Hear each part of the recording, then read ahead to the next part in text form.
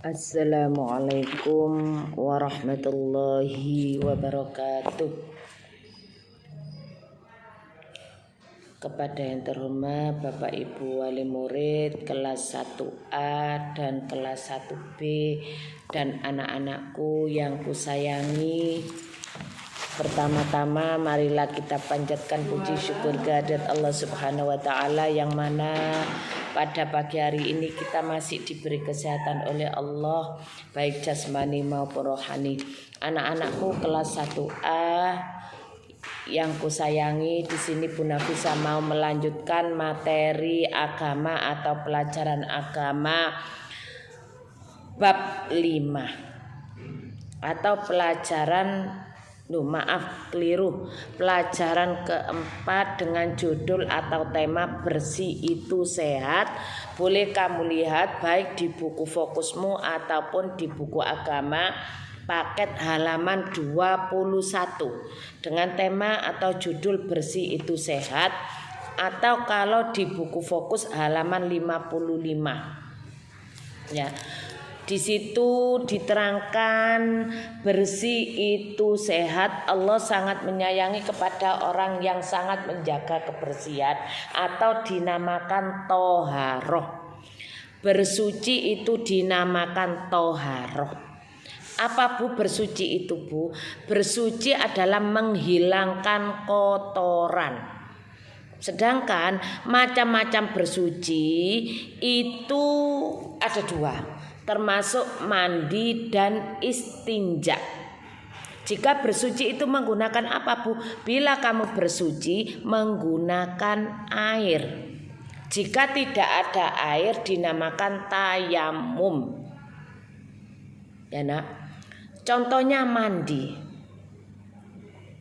Mandi adalah mengalirkan air ke seluruh tubuh dengan air yang bersih.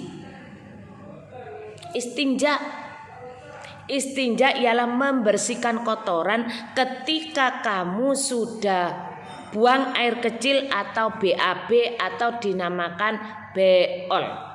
Ya, nah, itu yang dinamakan istinja.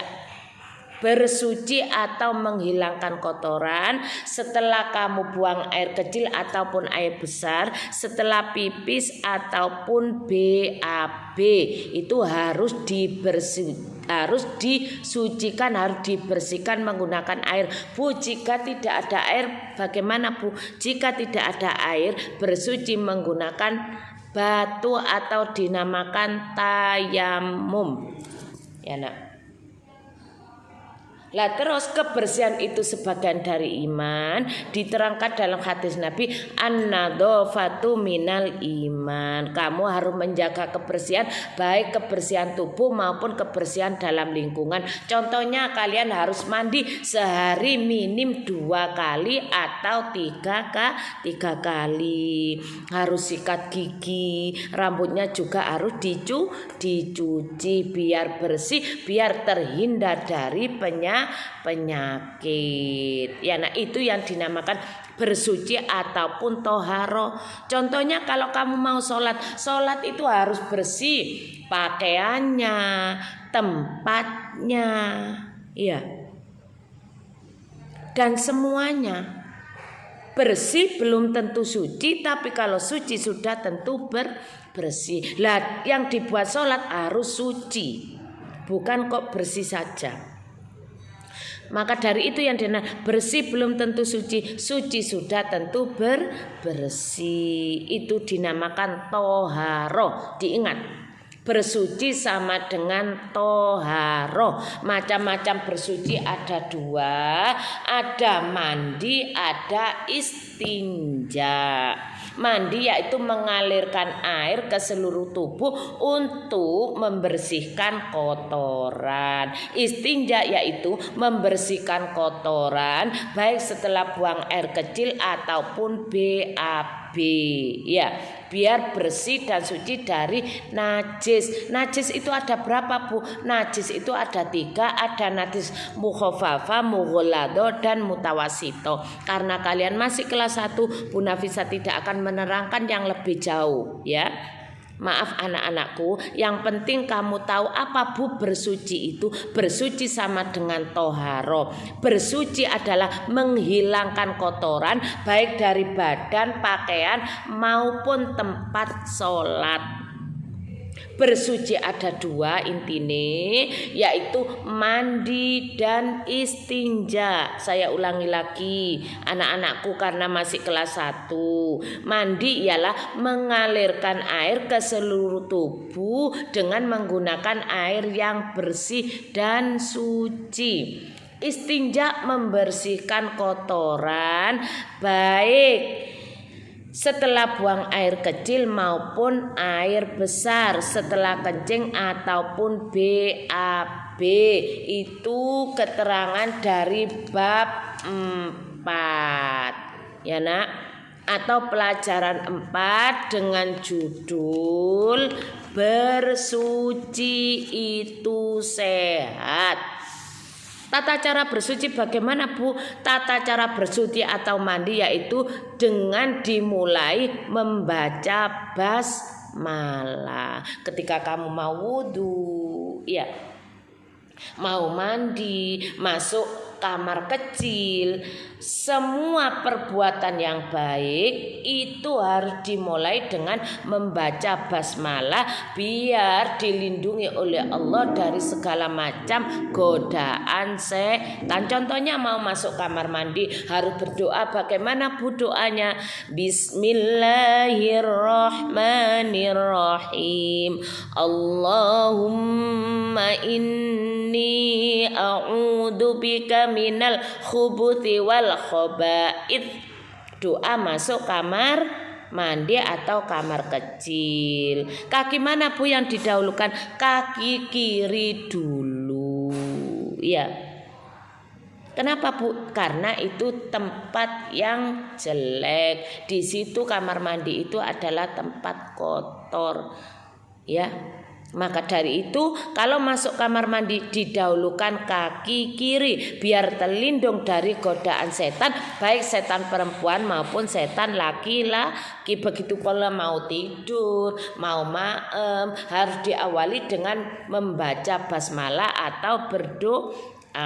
Masuk rumah, keluar rumah, masuk masjid, keluar masjid, atau masuk musola, keluar musola, itu harus diawali dengan bacaan basmalah. Kalau nggak hafal doanya baca basmalah aja, Bismillahirrahmanirrahim, terutama anak-anak kelas 1. Tapi alhamdulillah barangkali ada anak-anak kelas 1A dan kelas 1B ini hafal semua bacaan doa-doa pendek. Insya Allah semoga anak-anak kelas 1 dan kelas 1A ini diberi kesehatan oleh Allah, ilmunya yang bermanfaat fid dini wad dunya wal akhirah. Itu keterangan dari bab 4 pelajaran 4 dengan tema atau judul bersih itu sehat. Kalian semua harus menjaga kesehatan, baik kesehatan badan maupun tempat ataupun pakaian, karena kesehatan itu sebagian, kebersihan itu sebagian dari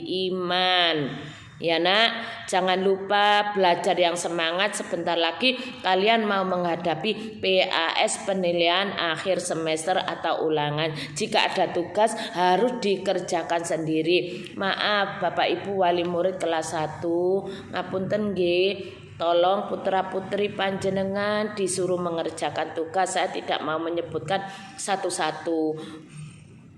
Ada saja anak-anak itu yang tidak kirim tugas ke saya, dan saya punya datanya. Tapi memang saya jarang sekali nge-share ya atau memberitahukan ke wali murid. Biarlah hanya saya yang tahu. Tolong Pung masih kecil diajari untuk disiplin. Jika ada tugas dari guru siapapun wajib untuk dikerjakan. Takutnya nanti ketika tatap muka Bu, karena sudah terbiasa panjenengan yang mengerjakan tugas, akhirnya putra putri panjenengan bingung. Nun sewu nggih. Nun sewu, ini hanya untuk putra-putri panjenengan sendiri, Bu. Dibiasakan untuk belajar mandiri. Enggak apa-apa panjenengan bantu, enggak apa-apa. Memang belajarnya di rumah. Nggih ngapunten, kita sebagai guru tidak bisa mendampingi karena ini aturan dari dinas. Itu yang bisa saya sampaikan. Apabila ada kata-kata saya atau kalimat saya yang salah, kami mohon maaf yang sebesar-besarnya. Akhirul kalam, ihdinas siratal mustaqim. Wassalamualaikum warahmatullahi wabarakatuh.